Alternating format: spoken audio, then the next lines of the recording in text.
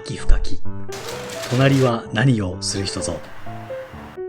10月も間もなく終わりを迎え、秋もますます深まってまいりましたが、皆様いかがお過ごしでしょうか。今回はアマダイの刺身とアラを使って牛尾汁をお作りいたします。それでは本編をどうぞ。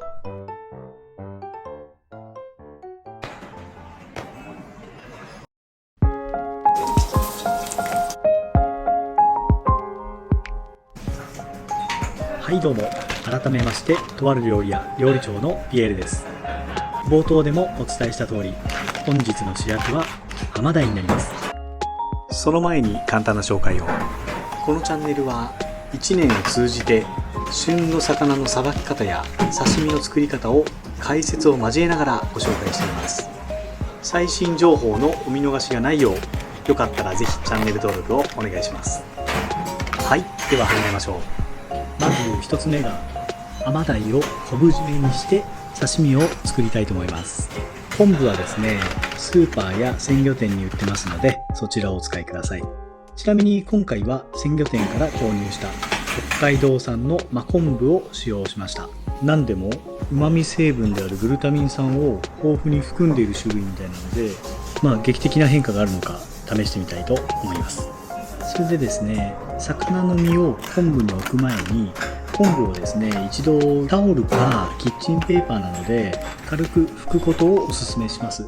汚れを取ると同時にですね、柔らかくするために少し水分を含ませたいという狙いです。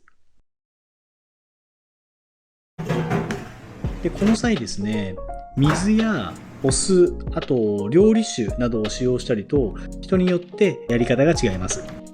今回はね、味がまろやかになるということで、料理酒をタオルに湿らせて軽く拭きました。そして昆布で身を挟み、ラップをして一晩冷蔵庫で寝かせます。とは言ってもね、実際は数時間で昆布の味と香りが魚の身に移りますので、仕込んだその日のうちに食べることができます。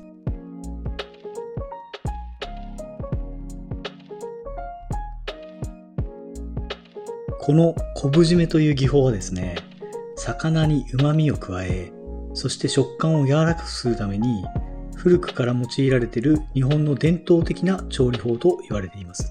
この技法はですね、特に白身魚に向いているので、うちの店でもタイやヒラメ、あとですね、冬だとタラだったり、淡白な魚が一般的に使われております。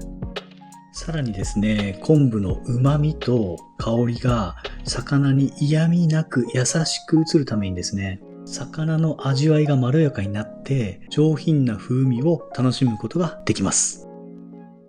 またこの昆布締めっていうのは熟成も兼ねているので、昆布で挟むことによって魚の余分な水分が適度に抜けて保存性も高まるという利点もあります。昆布ももちろん食べれますので、お好きな形にカットをして刺身と一緒に盛り付けてみてください。雰囲気が出ると思います。この刺身を作りながらこっそり味見しましたが、いやー、旨味がぎゅっと凝縮されていて本当にうまかったですね。一晩熟成させたら醤油がいらないんじゃないかなってぐらい旨味が強かったですね。食感はですね、少しねっとりした舌触り、柔らかいんですけれども水っぽくない。昆布の香りが口の中いっぱいに広がる感じですね。噛めば噛むほど旨味が出てきて本当に美味しかったです。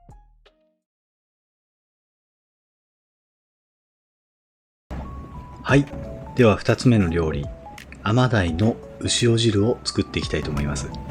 牛尾汁はご存知の方多いと思いますが、改めて言うと日本の伝統的な汁物の一種ですね。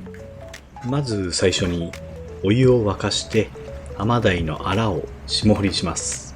霜降りしたらすぐに氷水につけたいので、お湯が沸く間に氷を準備しておきましょう。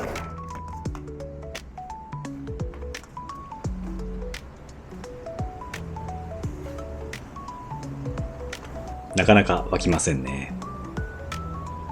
こちらでは肉料理とまかないを作っております。ちなみに今日の肉料理は豚の軟骨を煮ております。はい、そうこうしているうちにお湯が沸いたようです。では始めましょう。改めておさらいしておきましょう。霜降りとは魚の表面にですね、熱湯をかける、もしくは熱湯の中に魚を入れて短時間火を通してすぐに冷水につける調理技法です。これによってですね、魚の表面に軽く火が通って余分な臭みや血合いが取り除かれ、身が引き締まる効果があります。はい、下ごしらえの完了です。それでは作っていきましょう。まずは先ほど霜降りしたアラを鍋に入れ、水から煮ていきます。この水から煮るというのがポイントでして、時間短縮でですね、沸いたお湯で作る場合もあるのですが、一般的にはですね、水から煮て魚の旨味をゆっくりと水に溶け出すようにしていきます。水から加熱することで魚の出汁がよく出て風味豊かなスープが出来上がります。牛尾汁、名前のごとくですね、海水などをイメージした汁物ですので、もうほんとシンプルにですね、塩と、あとですね、ちょっと風味をつける意味で薄口醤油をほんのり入れております。味付けはこれだけで十分です。魚の出汁が加わることで旨味がたっぷりと詰まったシンプルながらも深い味が特徴の汁物になりました。今回の具材は豆腐と三つ葉にしました。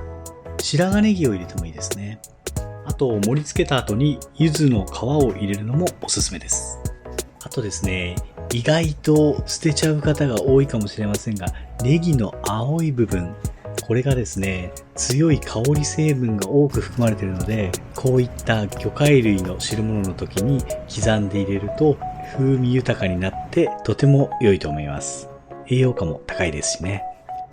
濁ったスープは見た目がよろしくありません。アクはしっかりこまめに取りましょう。あと最後、こういった魚の汁物は必ず熱々で出してくださいね。ぬるいと生臭くて美味しくありません。はい、それでは本日の仕込みは以上となります。最後までご視聴いただきありがとうございました。それではまた次回お会いしましょう。